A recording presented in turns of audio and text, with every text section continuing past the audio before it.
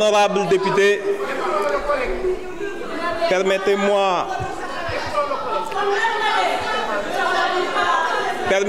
Président, et je vous en saurai gré, de remercier cette auguste Assemblée pour l'accueil chaleureux, convivial et républicain qu'ils m'ont réservé lors de mon installation.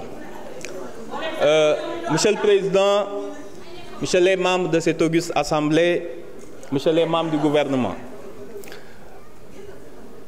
après les remerciements d'usage, cette journée est exceptionnelle en ce sens que l'Assemblée a finalement reconnu ce que le Premier ministre Ousmane Sonko avait toujours proclamé, qu'il y avait urgence à rectifier le règlement intérieur qui était en cours depuis l'ouverture de la législature et qui manifestement contenait des dispositions qui n'étaient pas conformes à la Constitution.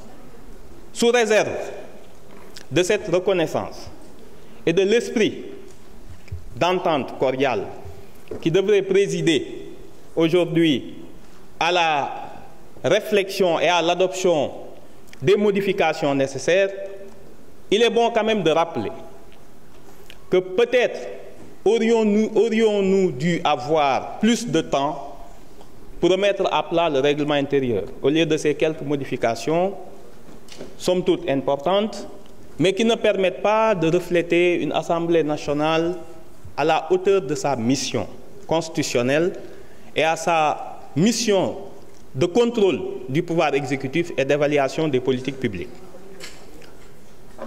Bien entendu, il y a des pans importants de ce règlement qui n'ont pas été abordés.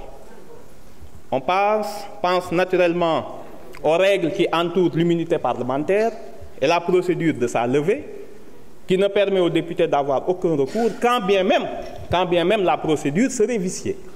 Ce qui est un manquement grave et un manque de protection des députés, surtout lorsqu'il n'appartient pas à la majorité parlementaire. Il y a bien entendu le statut ambigu des ministres nommés qui sont venus ici avec une double casquette de ministres et de députés prendre part à l'élection du président de l'Assemblée nationale, ce qui est totalement contradictoire. Malheureusement, ces questions n'ont pas été abordées. On aurait pensé aussi que pour une réforme de cette ampleur, il eût été nécessaire de parler un peu des droits de l'opposition. Ça vous concerne peut-être pas aujourd'hui, mais demain ça pourrait l'être en cas de dissolution de l'Assemblée.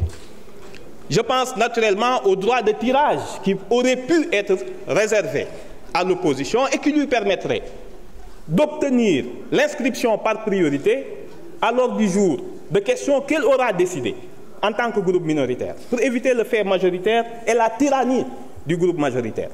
On aurait espéré qu'au moins par session, qu'on permette au groupe minoritaire de pouvoir initier une commission d'enquête parlementaire, comme vient de le dire l'honorable député Guy Marius Sagna, et qu'on lui donne les conditions et les moyens de prospérer. Il faut une assemblée rénovée, renouvelée et modernisée, qui a été bâtie, celui-là, comme par ailleurs les dispositions de la Constitution, sur un modèle qui est d'un exécutif fort et d'une assemblée nationale à la traîne et à la remorque du pouvoir exécutif. Je pense que ce paradigme doit changer et j'espère que les prochains travaux du règlement intérieur permettront cette modernisation et cette révolution démocratique. Je vous remercie. Merci, chers collègues.